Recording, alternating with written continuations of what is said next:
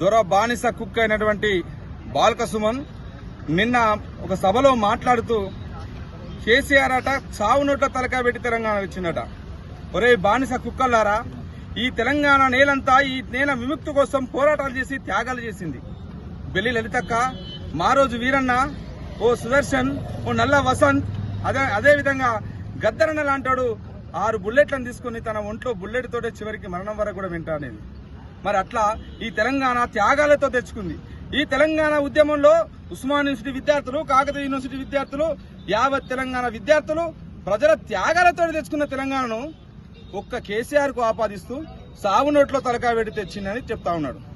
చరిత్రను వక్రీకరిస్తూ 10 ఏళ్ల కాలంలో తెలంగాణ ప్రజల చరిత్రను, ప్రజలు పోరాడి తెచ్చుకున్న చరిత్రను వక్రీకరిస్తూ ఇలా వాళ్ళ చరిత్రగా రాసుకున్నటువంటి ఈ దుర్మార్గపు బీఆర్ఎస్ పార్టీ నాయకులు ఇలా జెడ్పీటీసీ స్థాయి నుంచి, అంటే గ్రామీణ స్థాయి నుంచి ఇలా సీఎం వరకు ప్రజల ఆమోదంతో, ప్రజల ఆశీర్వాదంతో, ప్రజల మద్దతుతో ఎదిగి ఇలా ముఖ్యమంత్రిగా కాంగ్రెస్ ప్రజాపాలన నడుపుతున్నటువంటి ఈ తెలంగాణలో ఏ హక్కులైతే హరించబడ్డాయో, ఏ ప్రజాస్వామిక హక్కులు హరించబడ్డాయో ఆ హక్కులన్నింటినీ కూడా ఇలా పునరుద్ధరిస్తూ ఇలా ప్రజాస్వామిక వాతావరణంలో తెలంగాణ ప్రభుత్వం కొనసాగుతూ ఉంటే ఆ ప్రభుత్వం మీద ఇలా అక్కసు వెలగక్కుతూ ఒకవైపు కేటీఆర్, అదేవిధంగా హరీష్ రావు ఇలా వాళ్ళ మాటలతోటి ప్రభుత్వాన్ని కూలుస్తామంటున్నారు.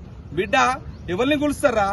నీ ఫామ్ హౌస్ ను కూలుస్తాం బిడ్డ. ఖబర్దార్ కేటీఆర్, నువ్వు ఫామ్ హౌస్ లో కాదు, ఇంట్లో కూడా నిద్రపోలేవు.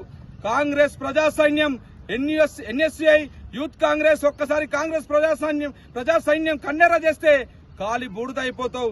నీ అహంకార పూరిత మాటల్ని ఇంకా అధికారంలో ఉన్నట్టుగా నువ్వు మాట్లాడుతా ఉన్నావు. ఒళ్ళు దగ్గర పెట్టుకో కేటీఆర్. నువ్వు చీమలు పెట్టిన పుట్టలో పాములుగా చొరబడ్డట్టుగా ఈ విద్యార్థులు, ఈ తెలంగాణ ప్రజలందరూ త్యాగాలతో తెచ్చుకున్నటువంటి ఈ తెలంగాణలో నువ్వు మొత్తంగా 610 జీవో ప్రకారం నువ్వు స్థానికేతరుడివి.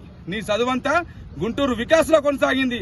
ఆన్నుంచెల్లి పూణేకి పోయినావు, ఆన్నుంచెల్లి అమెరికా పోయినావు. నువ్వు స్థానికేతరుడివి. గుర్తుంచుకో కేటీఆర్, నువ్వు మాట్లాడుతున్న 610 జీవో ప్రకారమే నువ్వు ఈ ప్రాంతంలో స్థానికేతరుడివి. ఈ ప్రాంతం మీద ఆధిపత్యాన్ని కొనసాగిస్తూ ఇలా త్యాగాలతో తెచ్చుకున్న తెలంగాణలో మంత్రిగా కొనసాగి లక్షల కోట్ల రూపాయలు మాయం చేసి ఇలా రేవంత్ అన్న ప్రభుత్వం వచ్చిన తర్వాత మొత్తంగా మీ అవినీతి పైన సమీక్ష చేస్తూ మీ అవినీతి బండారం అంతా బయట పెడతా ఉంటే ఇలా దాన్ని పక్కదారి పట్టించడానికి కోసం నీ బానిసరైనటువంటి బాల్క సుమన్ బానిస కుక్కతోటి ఇలా నువ్వు మొరిగిస్తూ ఇలా చర్చను పక్కదారి పెట్టించాలని చూస్తున్నావు. ఖచ్చితంగా మా రేవంత్ అన్న ఇలా ప్రజల మద్దతుతోటి, ఇలా ప్రజల ఆశీర్వాదంతో, ఇలా ప్రజా సంక్షేమమే లక్ష్యంగా 6 గ్యారంటీలను 100 రోజుల్లో అమలు చేస్తామని చెప్పిండు. ఇచ్చిన మాట ప్రకారం మా తెలంగాణ తల్లులందరికీ ఉచిత బస్సు ప్రయాణం ఇచ్చిండు. అదేవిధంగా ఆరోగ్యశ్రీ 10 లక్షలకు పెంచిండు. మరో 2 గ్యారంటీలను 500కే గ్యాస్ సిలిండర్ ను, అదేవిధంగా 200 యూనిట్ల ఉచిత కరెంటును కూడా ఇలా ఆమోదిస్తూ కేబినెట్ తీర్మానం చేసింది. మొత్తంగా ప్రజలకు ఆమోదయోగ్యమైనటువంటి ఇలా కార్యక్రమాలు, సంక్షేమ పథకాలతోటి ఇలా ప్రజల మద్దతును కూడగట్టుకుంటా ఉంటే ఓర్వలేని కేటీఆర్, హరీష్ రావులు ఇలా వాళ్ళ బానిసలైనటువంటి కుక్కలతో మురిగిస్తూ ఇలా చర్చను పక్కదారి పట్టించాలని చూస్తూ ఉన్నాం.